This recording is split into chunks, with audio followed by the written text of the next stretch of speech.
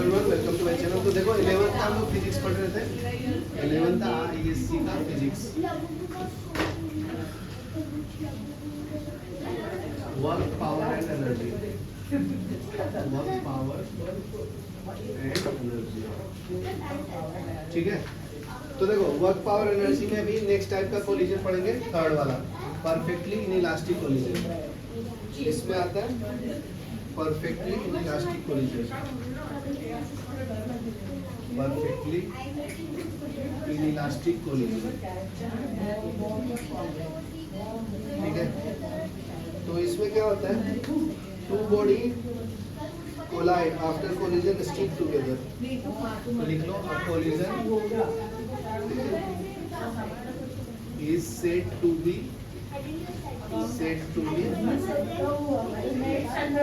perfectly inelastic। ठीक है,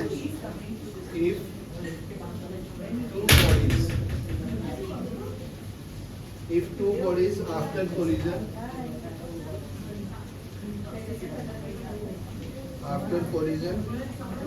stick together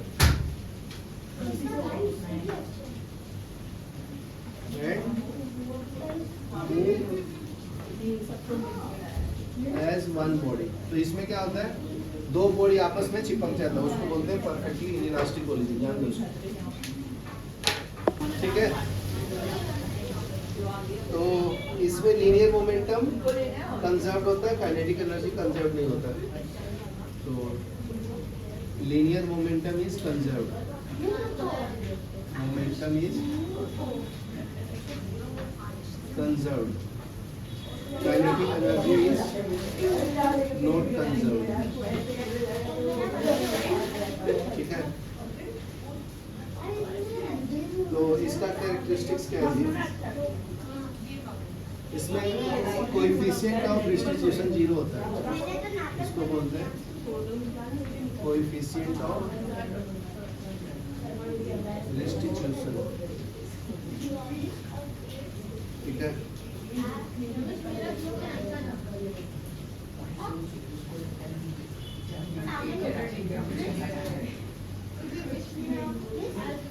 तो इसका अगर मैं डायग्राम बनाऊं, मान लो ये एक ऑब्जेक्ट है, ये दूसरा ऑब्जेक्ट है। ठीक है, ये U1 से मूव कर रहा था, ये U2 से। इसका मास M1 है, इसका मास M2 है। कोलाइड होने के पहले इसका डायग्राम ऐसा, बिफोर कोलिजन। ठीक है, जब कोलाइड होगा तो एक ही ऑब्जेक्ट बन जाएगा, तो इनका वेलोसिटी हो जाएगा u। ये है आफ्टर कोलिजन, आफ्टर कोलिजन। तो इनिशियल एनर्जी होता है momentum m1u1 plus m2u2 is equal to m1 plus m2 into u। ठीक है, before collision, after collision momentum is conserved. ठीक है, बिफोर कोलिजन ये आपका, after collision momentum is conserved, momentum is conserved. ठीक है, head on and oblique collision. एक काम करो, पॉज करो इसको। इस टाइप है कोलिजन का head on collision, head on, और इसको वन डायमेंशन कोलिजन भी बोलते हैं। तो पहले हेड ऑन कोलिजन देख लो, हेड ऑन, इसको वन डायमेंशनल कोलिजन भी बोलते हैं।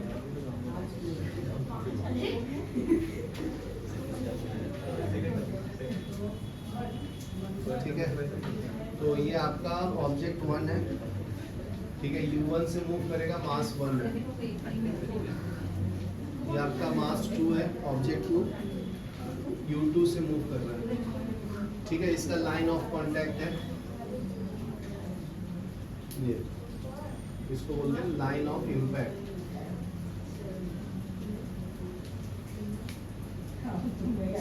ये ऑब्जेक्ट है, ये दूसरा ऑब्जेक्ट है। ये V1 से मूव करेगा, ये V2 से मूव करेगा। ये V2 जो है ग्रेटर देन V1 है। ठीक है, ये आपका बिफोर कोलिजन। ये लाइन ऑफ इम्पैक्ट है, पहले जस्ट ऐसे लिखेगा, जस्ट बिफोर कोलिजन, ये आफ्टर कोलिजन।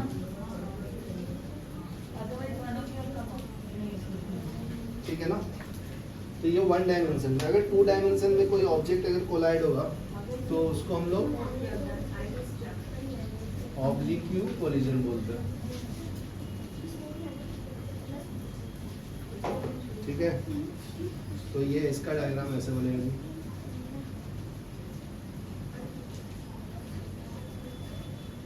ये U1 होता है,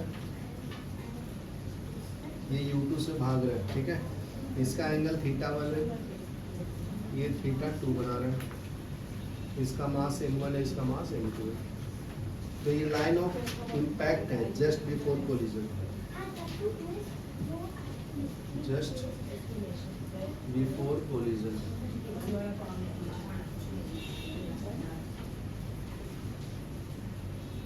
लाइन ऑफ इम्पैक्ट, ये कोलिजन होने के बाद अपना अपना अलग अलग डायरेक्शन में मूव करेगा। ये कैसे मूव करेगा? ये ऐसे, ये m1 है, ये v1 से जा रहा है, ये m2 है, ये v2 से जा रहा है, ये φ1 है, ये φ2 है। ठीक है, ये आफ्टर कोलिजन है।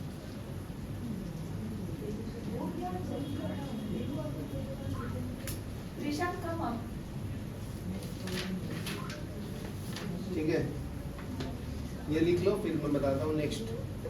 तो देखो, इसको बोलते हैं कोएफिशिएंट ऑफ रेस्टिट्यूशन। ठीक है, तो ये दोनों डायग्राम के लिए अलग अलग होगा, इसके लिए अलग से, इसके लिए अलग से। तो इसको हम लोग टॉपिक का नाम बोलते हैं कोएफिशिएंट ऑफ रेस्टिट्यूशन।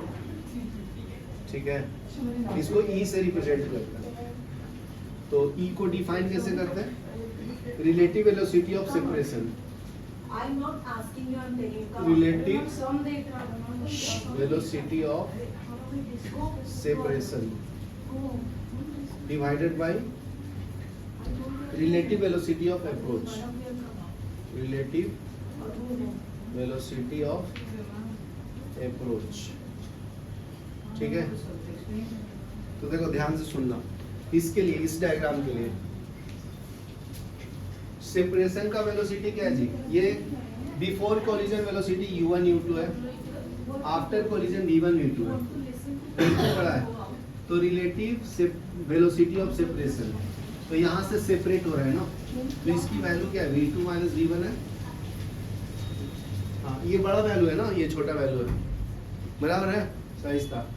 ये सेपरेशन के बाद वेलोसिटी इसका, और ये है, तो v2 minus v1। Relative velocity of approach क्या है? u1 minus u2। देखो, ये बिफोर कोलिजन का वेलोसिटी है, तो ये बड़ा होगा तभी तो इसके साथ कोलाइड होगा ना, तो लिख लो u1 माइनस u2। ठीक है, ये v1 v1 है और ये u1 u2 है। तो ये फर्स्ट डायग्राम के लिए आया। सेकंड डायग्राम के लिए क्या आएगा जी? देखो, आफ्टर कोलिजन, इसको आफ्टर कोलिजन के लिए वेलोसिटी को रिजॉल्व करूंगा, तो ये v1 इक्वल टू क्या आएगा? cos थीटा आएगा ना, v1 इक्वल टू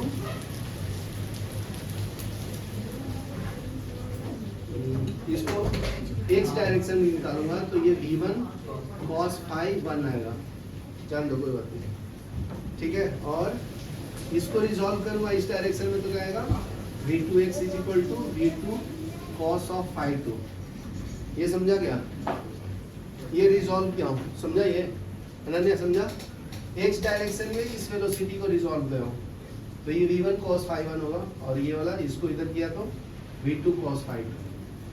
ठीक है, उसी तरह से इसको भी करो, इसको रिजॉल्व करूंगा u डायरेक्शन में, तो u1x क्या आएगा? u1 cos थीटा 1, और ये u2x is equal to u2 cos of phi 2 आएगा ना।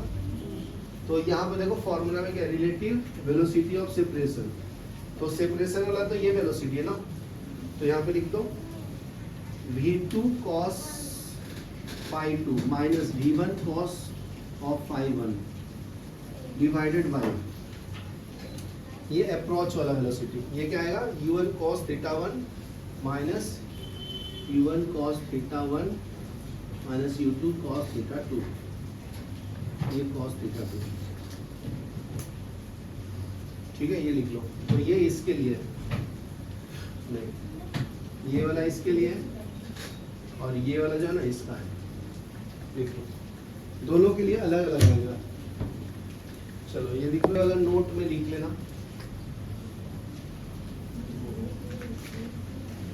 फर्स्ट में क्या है, 4 elastic collision E equal to 1 है फर्स्ट के। सेकेंड में क्या है, 4 इन इलास्टिक पार्शियली, ठीक है, E लेस देन 1 होगा। सी में क्या है,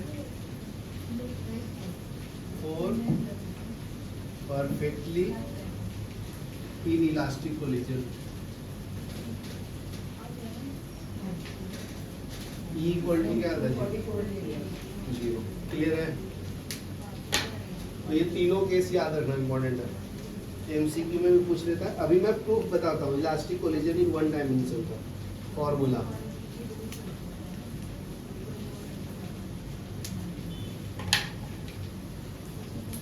तो लिखो elastic collision in one dimension, elastic collision in one dimension,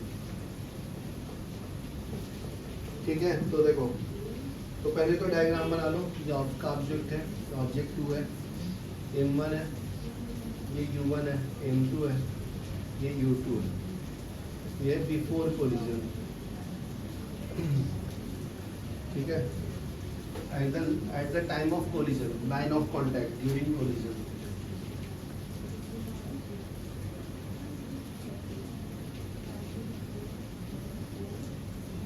ठीक है, आफ्टर कोलिजन ये v1 है, ये है v2, ऑब्जेक्ट मास m2, ठीक है, ये आपका आफ्टर कोलिजन हो गया।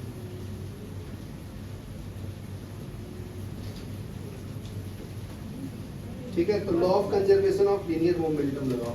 तो फर्स्ट लॉ लगाना है, law of conservation of momentum, ठीक है। तो बताओ जी, अभी रुक जाओ, इसका मोमेंटम क्या होगा, मास इनटू वेलोसिटी, तो m1 u1 आएगा, दूसरा m2 u2 आएगा। आफ्टर कोलिजन मोमेंटम क्या आएगा, m1 v1 plus m2 v2, समझे ना? तो यहाँ पे लिख दो m1 u1 plus m2 u2 is equal to m1 v1 plus m2 v2।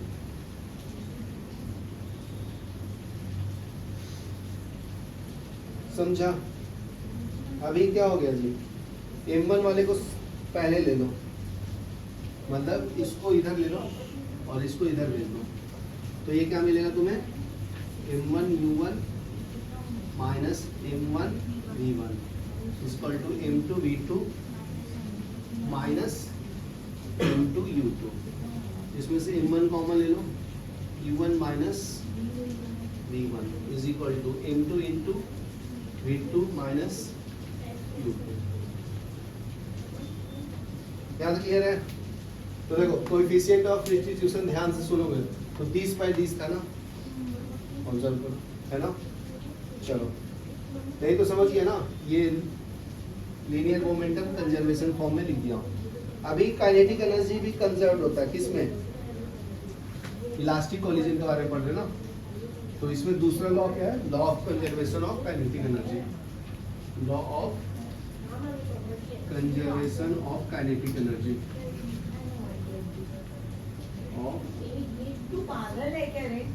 Kinetic तू जा, तू घर पे जा, एनर्जी, नहीं पढ़ना है ना तुम लोग को, जाओ तू जा। तो law of conservation of kinetic energy, तो इसके लिए काइनेटिक एनर्जी क्या आएगा, ये समझ में आया? 1/2 m1 u1 स्क्वायर प्लस 1/2, इसके लिए क्या आएगा, m2 u2 स्क्वायर।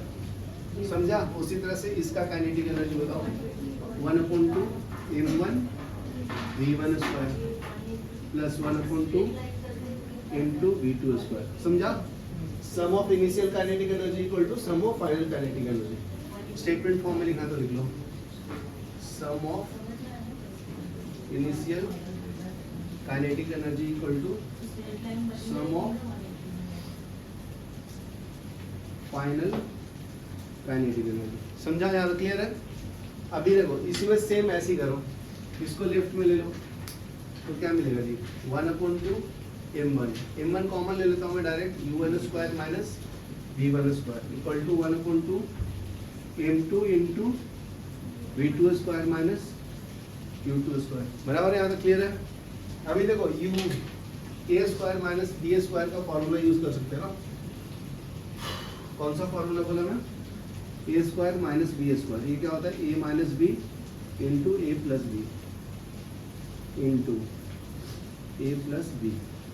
बराबर है? ये फॉर्मूला यूज करेंगे। तो इसको यहां से देखो, ठीक है, इसको फिर से यहाँ कैरी फॉरवर्ड करो तो 1/2 m1, इसको मैं ले लेता हूँ u1 minus v1 into u1 plus v1। Similarly for this 1/2 m2, इसको क्या लिख सकता हूँ? v2 minus u2 into v2 plus u2। समझा? अभी यहाँ से क्या है तुम्हारा रिलेशन बताओ? अगर ये वैल्यू डाल दूँ तो क्या मिलेगा बताइए?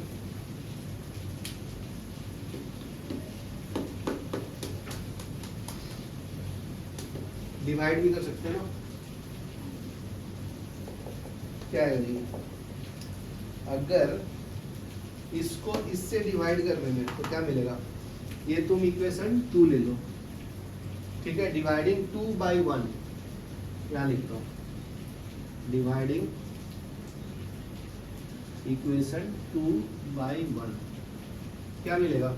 डिवाइड करेगा तो बताओ, ये वाला पार्ट इसके साथ कैंसिल हो जाएगा m1 में। पहले तो ये 1/2 कैंसिल कर लो, इसके नीचे डिवाइड करना किससे? m1 u1 minus v1 is equal to m2 into v2 minus u2। बराबर है ना? ये पूरे को डिवाइड कर रहा हूँ तो ये वाला पूरा चला जाएगा और इससे ये पूरा चला जाएगा तो क्या बनेगा? बचेगा u1 plus v1 is equal to u2 plus v2। बचेगा यही है ना? तो इसी को कोएफिशिएंट ऑफ रेस्टिट्यूशन बोलते हैं। इसका रेशियो ले लेंगे तो एक साइड कर लो, अभी इसको इधर ले लें, u1 minus u2 is equal to v2 minus v1। तो इसका रेशियो लेंगे तो ई आता है ना, ई यही तो आया था, v2 माइनस v1 चेक कर लो, u1 माइनस u2, इसी को कोएफिशिएंट ऑफ रेस्टिट्यूशन बोलते हैं। तो इस तरीके से इतना करके प्रूफ करते हैं। समझा? ये लिख लो। देखो ये अपना इक्वेशन क्या था? Normal m1 into u1 minus v1 is equal to m2 into v2 minus u2 ना। बराबर है? और प्रूफ करके क्या आया था जी? यहाँ से v2 निकालूंगा तो क्या मिलेगा इस इक्वेशन से? ये आपका v1 माइनस u1, ये तुम्हारा u1 माइनस u2 इक्वल टू v2 माइनस v1। तो v2 इक्वल टू लिखो, इसको लेफ्ट में लो तो क्या मिलेगा? v1 plus u1 minus u2। इसकी वैल्यू यहाँ पे डाल दो तो क्या मिलेगा बताओ? m1 u1 minus v1। तो यहाँ पे क्या आएगा? v1 plus u1 minus u2। अभी m2 को मल्टीप्लाई कर दो और तुम्हें v1 फाइंड करना है। सर एक माइनस u2 भी तो है क्या जी? वहाँ पे माइनस u2 लिखा है हाँ तो लिख दिया ना, और यहाँ पे तो आपने v1 के माइनस u2 तो 2 हो जाएगा। बराबर, गुड, सही ध्यान दे रहा तुम। अभी क्या करो, यहाँ से v1 फाइंड करना अपने को, ये वाला ठीक है ना। तो सिंप्लीफाई कर लो, m1 u1 minus m1 v1 is equal to m2, इसको v1 प्लस u1, ये दोनों को ऐड कर लो तो माइनस 2u2 हो जाएगा, बराबर है। अभी ओपन कर लो तो m2 v1 plus m2 u1 minus m2 2u2, ये आएगा m1 u1 minus m1 v1। Madam ये v2 की जगह पे था और ये u2 एक ऑलरेडी था, मल्टीप्लीकेशन आ गया, समझा ना। 2 into m2 into u2 same ही होता है ना, 2 इंटू 3 इंटू 1 ये सेम है ना, कैसे भी मल्टीप्लाई करो सेम ही रहेगा ना। अभी अपने को क्या चाहिए जी, इसको राइट में भेज दो और सबको लेफ्ट में ले लो, समझा, क्योंकि v1 फाइंड करना है। तो m1 u1 माइनस m2 सबको लेफ्ट में ले रहा हूँ, नहीं इसको इधर रखो, इसको लेफ्ट में लो, minus m2 u1 plus 2 m2 v2 बराबर is equal to m2 v1 plus m1 v1। ठीक है, तो इसमें से v1 कॉमन ले लो, m2 प्लस m1 आएगा और ये दोनों में से u1 कॉमन ले लो, m1 माइनस m2 आएगा प्लस 2 m2 u2। तो आ गया v1 इक्वल टू, ये पूरे से डिवाइड कर दो, तो u1 into m1 minus m2 divide by m2 plus m1, और ये 2 m2 u2 divide by m1 plus m2। ये आंसर आ गया ना v1 का, in the form of u1 u2। ये लिख लो, उसी तरह से v2 फाइंड करना, तो यहाँ से v2 को रिप्लेस करना इसमें, समझा कि नहीं। अभी v2 फाइंड करना है तो v2 को रिप्लेस, अभी v2 को रिप्लेस नहीं करो, v1 को कर दो यहाँ से। तो यहाँ से क्या निकालूँ मैं, v1 इक्वल टू क्या मिलेगा जी, v2 minus u1 plus u2, तो इसमें डाल दो m1 u1 minus v2 u1 plus u2, ये माइनस था ना जी, तो ये माइनस, ये प्लस, माइनस प्लस और ये माइनस, ये समझा क्या, ध्यान दे। और इक्वल टू क्या आएगा, m2 v2 निकालना है ना अपने को, नहीं सही कर रहा हूँ, सही कर रहा हूँ, बराबर।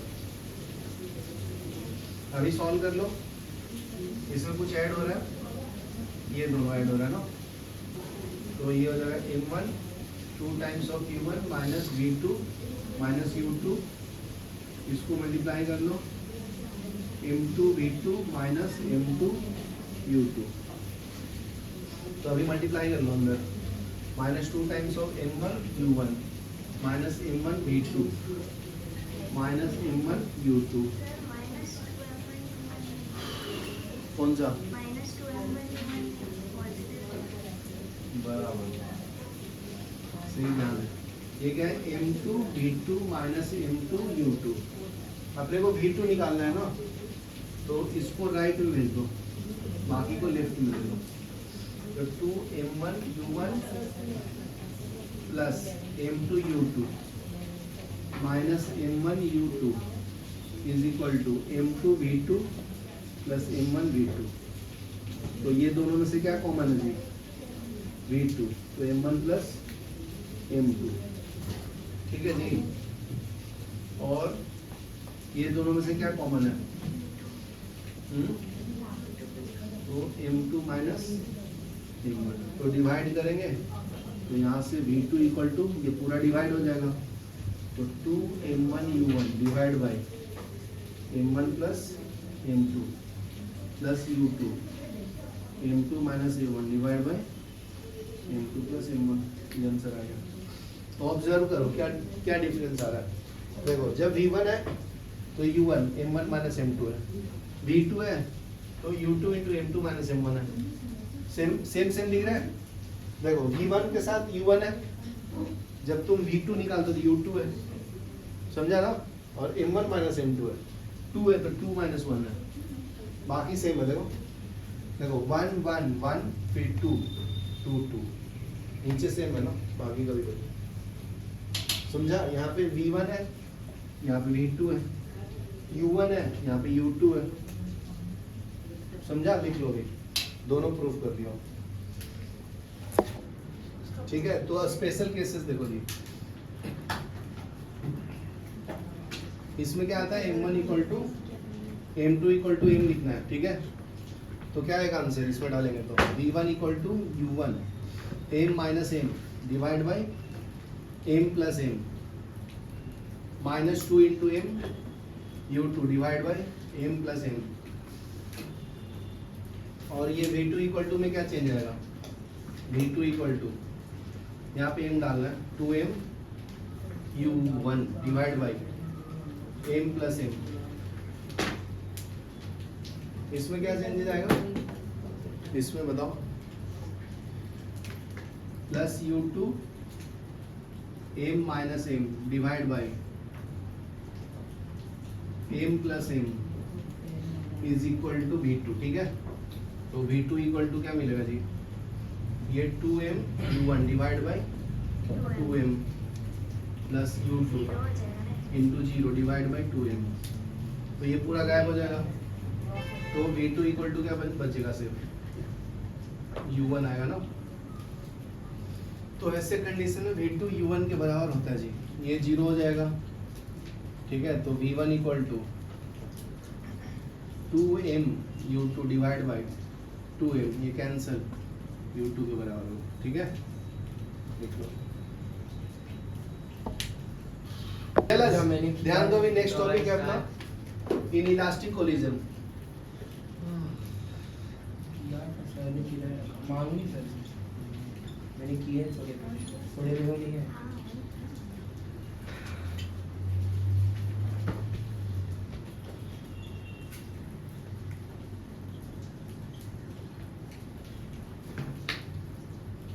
इसका कोएफिशिएंट जो है ना लेस देन 1 ग्रेटर देन 0 होता है जी। तो इसमें लीनियर मोमेंटम कंजर्व्ड होता है। ठीक है, तो इसमें भी सेमी डायग्राम रहेगा। ये आपका U1 है, मास M1 है, U2 है, मास M2 है। तो ये लाइन ऑफ कांटेक्ट है, ये A और B, इसमें एक्शन और रिएक्शन फोर्स लग रहा है, ये ड्यूरिंग कोलिजन है, ये बिफोर कोलिजन। आफ्टर कोलिजन ऐसा ऑब्जेक्ट दिखेगा।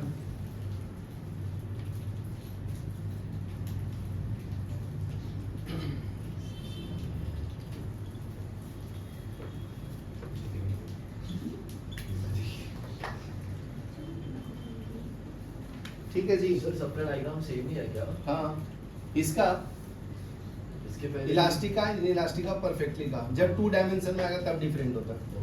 ठीक है, 2 डायमेंशन है। हाँ जी, लॉ अभी पढ़ाए ना, हाँ इसमें लगाएंगे law of conservation of momentum, conservation of momentum. तो इसमें क्या लगेगा, M1 U1 plus M2 U2 is equal to M1 V1 plus M2 V2। ठीक है, तो इसमें कोएफिशिएंट ऑफ रेस्टिट्यूशन का फॉर्मूला क्या है, सामने V2 minus V1 by U2 बराबर है, क्रॉस मल्टीप्लाई करो, E into U1 minus U2, ये U है, is equal to V2 minus V1। ठीक है, फ्रॉम टू इक्वेशन क्या मिलेगा,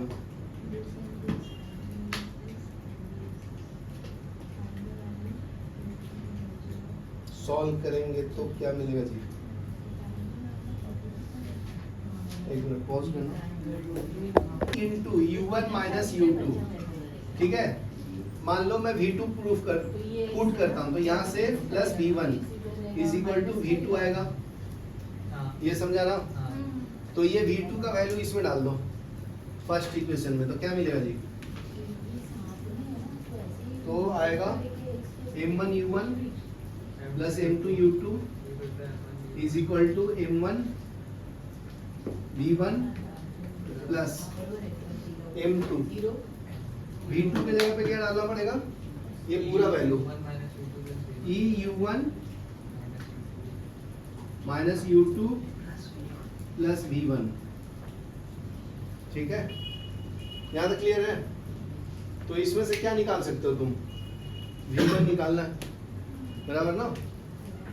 तो इसको लिख लो m1 u1 plus m2 u2, ये आ जाएगा m1 v1, इसको मल्टीप्लाई कर लो सबको, plus m2 e u1 minus u2 plus m2 v1, ये दोनों को साथ में ऐड कर लो और इसको लेफ्ट में ले लो, तो क्या मिलेगा जी?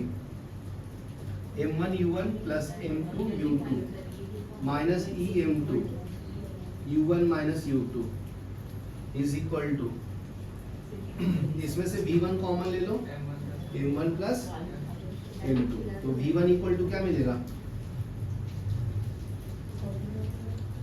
क्या मिलेगा? इसको डिवाइड कर देंगे ना, ठीक है, m1 बाई m2 से, तो ये हो जाएगा m1 u1 plus m2 u2 minus e m2 u1 minus u2 divide by m1 plus m2 is equal to v1। क्या क्लियर है? अभी और कुछ अरेंज कर सकते हो क्या? कर सकते हैं ना। m1 u1 को साथ में कर लेना और u2 को साथ में कर लेना, समझा? तो क्या आएगा जी?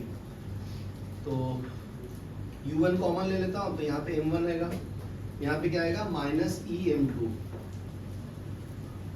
u2 कॉमन लूंगा तो m2, ये हो जाएगा minus minus plus e m2 divide by m1 plus m2, ये आंसर है, इज इक्वल टू v1, है ना। पॉज करो, अभी क्या करेगा नेक्स्ट? तो यहाँ से क्या नहीं लिखो जरा जी, क्या लिखो? क्या निकालना है? v1 निकालना है, v2 निकालना है? v2 निकालना है, v2 निकालना है, तो v2 इक्वल टू लिखो ना, बराबर बोल रहा है। हाँ। तो v1 plus e u1 minus u2 होगा ना। सर तो v1 आएगा, v1 लिखो बराबर, इसलिए मैं पूछा होश में कि नहीं। सर v1 v1 इधर रखूंगा और v2 इधर ही रहेगा, ये इधर जाएगा, तो minus e u1 minus u2, तो इसकी वैल्यू इसमें डालना है फर्स्ट में, फिर सॉल्व करना जी। तो m1 u1 plus m2 u2 इक्वल to m1 v2 minus e u1 minus, तो ये हो जाएगा m1, v1 के जगह पे क्या डालना है? v2 minus e u1 minus u2 plus m2 v2, बराबर ना। तो v2 कैलकुलेट कर लो यहाँ से,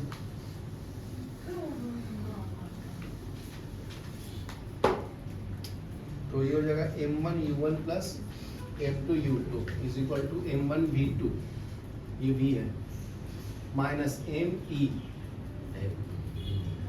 u1 minus u2 plus m2 v2, गलत कर दिया, m e लिख दिया आपने, m आ जाए m2 m1 होगा ना, अभी सही, बराबर है। अपने को v2 निकालना है, तो ये दोनों में से v2 कॉमन ले लो और इसको इधर ले लो, तो m1 u1 plus m2 u2 plus m1 e into u1 minus u2, और ये दोनों में से v2 कॉमन ले लो, तो m1 प्लस m2, तो आंसर आ गया, ठीक है। तो m1 u1 plus m2 u2 plus m1 e into u1 minus u2, ठीक है, divide by m1 plus m2 is equal to v2। यहाँ तक क्लियर है ना। अभी ये दोनों में से u1 ले लो, इसमें से u2 ले लो, तो ये हो जाएगा m1 plus m1e plus u2 common ले लो m2 माइनस eu2 eu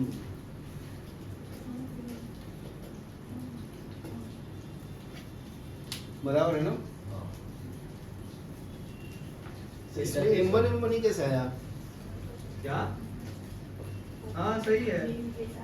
सही जा रहा हूँ। हाँ पहले वाले भी ऐसे ही आया था m1 minus m2 is equal to v2 divide by m1 plus m1 plus m2 अभी सर डाल दो सीधा हो गया। अभी सर अभी हम कर जाएंगे।